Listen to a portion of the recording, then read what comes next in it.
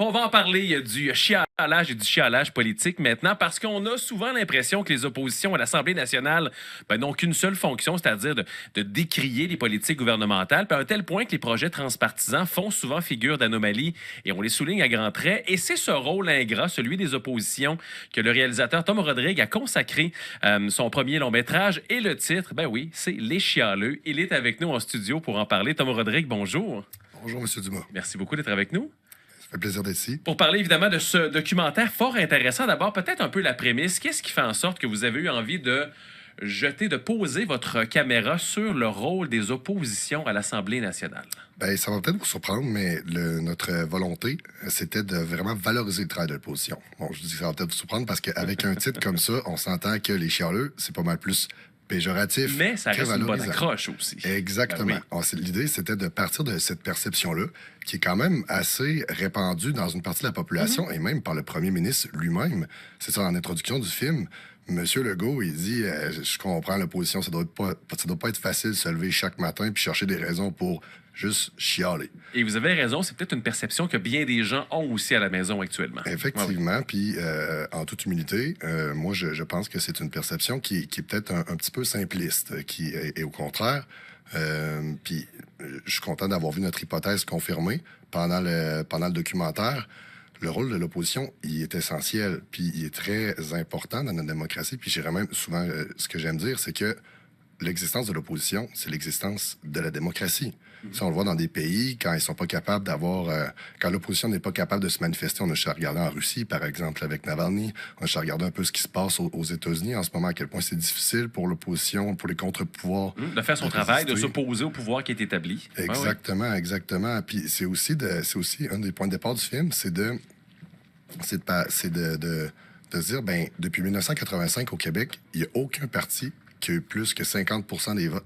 Dans le suffrage universel. Dans le suffrage universel. Et ça, honnêtement, j'avais jamais pensé à ça. Et quand j'ai commencé à regarder le film, et rapidement, c'est une des premières choses que vous mettez en surimpression, j'ai fait, mon Dieu, c'est vrai. Ben oui, c'est complètement vrai. Et pourtant, 8 fois sur 10, ça a été des gouvernements qui ont eu la majorité des sièges. Puis on s'entend que les deux gouvernements minoritaires, ils n'ont pas été là bien longtemps. Non, ça a été de courte durée. Tout ça pour dire que ça veut dire que si la majorité des gens perdent leurs élections depuis 40 ans, on est bien mal pris comme citoyen. Ça voudrait dire que on serait pas... Nos représentants, les représentants qui incarnent les idées de la majorité de la population ne seraient condamnés qu'à chialer. Donc, au contraire, nous autres, ce qu'on essaie de démontrer avec le film, c'est qu'il y a un paquet d'outils de l'opposition, il y a un paquet de leviers, de fonctions, de possibilités, en étant créatif. Ouais, c'est ça. On a Mario Dumont, entre autres, là, qui présente un peu les outils de l'opposition, parce que l'idée, c'était de rendre ça, d'aller un peu à l'encontre d'un cynisme qui est véhiculé autour de cette perception-là, de briser un peu ce cynisme-là, puis de rendre aussi la politique accessible à un plus grand nombre. Notamment, vous parliez un peu, on s'est inspiré de l'univers, mais on a vraiment construit un univers autour des jeux vidéo rétro. On a voulu en format 8 bits, pour ne pas le nommer, pour les plus vieux qui nous écoutent. Ben, 8 bits ou 16 bits. 16 bits, c'est vrai. Ça se débat, là. En même temps, c'est vraiment une esthétique qui est rétro gaming. Bon, donc, c'est ça. Fait que oui, on a voulu rendre ça ludique, accessible au plus grand nombre. Créer des petites métaphores aussi là, avec ça. Là, dans toute la question du jeu politique et des différents personnages. Et vous suivez évidemment plusieurs personnes. Il y a plusieurs participants dans le documentaire, Tom Rodrigue, mais particulièrement celles que vous suivez, Véronique Yvon, Christine Labrie et Dominique Anglade. Qu'est-ce qui a fait en sorte que vous vous êtes arrêté sur ces trois femmes-là là, pour bien incarner ce rôle-là de l'opposition? Ben, c'est sûr qu'on trouvait qu'ils sont ressortis quand même dans les médias à quelques reprises parce qu'ils se distinguaient par leur travail à travers l'opposition. T'sais, on a juste à penser à Mme Yvon, par exemple, avec l'aide médicale à mourir. Sinon, il y avait formé un trio aussi avec Christine Labrie, Marois Risky, au niveau contre le ministre de l'Éducation à l'époque, qui étaient des trois porte-parole de leurs partis respectifs. Puis Mme Anglade, ben, c'est sûr que chef de l'opposition officielle, c'est quand même une fonction incontournable. T'sais, au début, on voulait vraiment axer ça sur les rôles des chefs de l'opposition officielle, mais vraiment, au fur et à mesure, ça s'est élargi. Là, on a couvert aussi les partis d'opposition officielle, puis on est même allé dans la société civile. T'sais, on le voit à la fin, il y a des journalistes, il y a des syndicalistes, il y a des groupes de pression. Fait que ça, on trouvait ça intéressant parce que, comme je disais un peu plus tôt, c'est vraiment un film sur la démocratie. Puis la démocratie, c'est diversifié, c'est complexe, il y a toutes sortes de dynamiques, de jeux de pouvoir qui se font. Puis ben, c'est ça qu'on a essayé un peu là, de présenter avec ce film-là, rendre ça accessible au plus grand nombre là, pour Puis une des choses que j'aime beaucoup aussi des gens, c'est qu'ils disent que ça change leur vision de la politique. J'ai quelqu'un qui me parlait récemment, qui avait vu le film il y a quelques mois, et puis qui me disait « Hey, je suis content, là, je regarde l'élection fédérale en ce moment, puis les partis d'opposition, je les vois différemment. Même s'ils ne peuvent pas prendre le pouvoir, ben, je trouve ça important qu'ils soient quand même bien représentés, puis j'interagirais différemment avec eux. Pour bien comprendre la dynamique aussi. Et là, vous nous amenez en coulisses. Il y a des moments qui m'ont vraiment très, très intéressé, particulièrement lorsque Dominique Anglade se prépare pour la période de questions. On voit notamment André Fortin qui la conseille dans ce bureau-là. Vous nous amenez vraiment aussi dans l'intimité, dans les coulisses d'une opposition officielle aussi.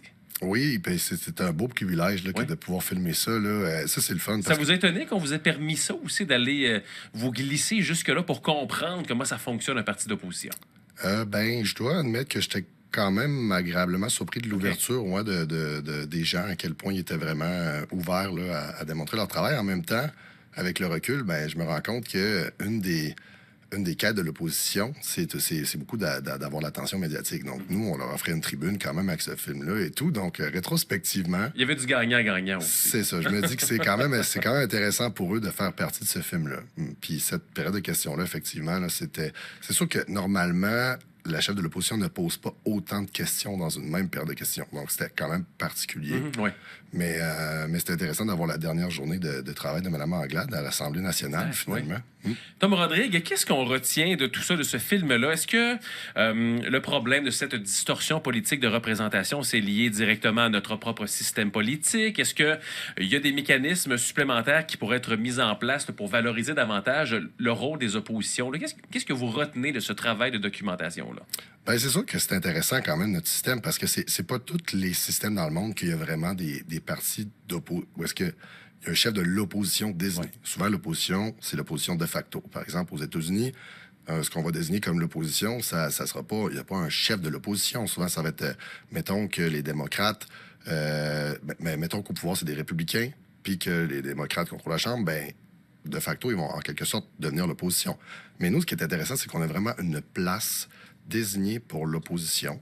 Et puis, je pense que comme citoyen, je pense que on gagnerait à ne pas seulement les voir comme des chialeux, mais au contraire, des gens avec lesquels on peut interagir autre que le seul gouvernement, parce que c'est ça qu'ils disent dans le film, ce que fait le gouvernement ne plaît pas à tout le monde. Donc, c'est important que les idées de tout le monde soient représentées, puis quand on sent que c'est pas représenté dans le gouvernement, ben c'est le fun d'avoir d'autres options, puis de pas se dire « Ah, j'ai perdu mes élections, tout bad, on se reprend dans 4 ans ». Non, au contraire. Il y a des députés d'opposition qu'on peut aller voir, qu'on peut renseigner, avec lesquels on peut interagir, faire progresser nos idées. Parce que d'autant, quand on revient à la statistique de départ, c'est-à-dire qu'il y a plus de la moitié des gens depuis 40 ans qui sont représentés dans leur circonscription par un député d'opposition aussi. Ben, en fait, ou presque. Oui, c'est ça. C'est que la majorité des gens ne sont pas représentés dans le gouvernement. Par le député qu'ils ont choisi, celui pour lequel ils avaient voté. Tom Rodrigue, on le disait tout à l'heure, l'esthétique du jeu vidéo, je vais y revenir un tout petit peu quand même. C'est intéressant, ça donne aussi du dynamisme. Il y a ce fil conducteur dans le documentaire. Est-ce que c'est, au-delà de l'esthétisme, une façon aussi de peut-être attirer une plus jeune clientèle vers un documentaire politique qui, d'ordinaire, est peut-être un peu plus étranger à leurs propres préoccupations? C'est très, très bien vu, M. Dumont. Effectivement, là, comme je disais, on essaie de... Parce que souvent, quand on commençait à faire le film, on disait, on aimerait ça intéresser les jeunes à la politique. Mais on se faisait dire, ouais, mais vous faites les jeunes, en général, ne s'intéressent pas à la politique. Mais, bon, en tout cas, ça serait discutable, là, mais c'est ce qu'on se faisait dire. Puis là, vous présentez un film qui est comme tous les films politiques qui se font en général. Fait que c'est pour ça qu'on s'est dit, bon, OK, on va y aller avec quelque chose de radical, entre guillemets. Là, fait c'est là qu'on a été... on a décidé d'y aller avec la proposition des jeux vidéo. On s'inspirait de... C'est assez surprenant aussi, des fois, là, quand même.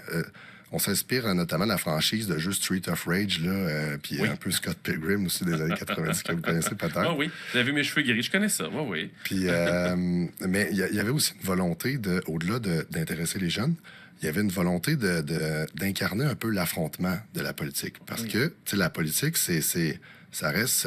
c'est une guerre qui est menée de façon métaphorique. On s'affronte avec des paroles, avec des protocoles, des projets de loi.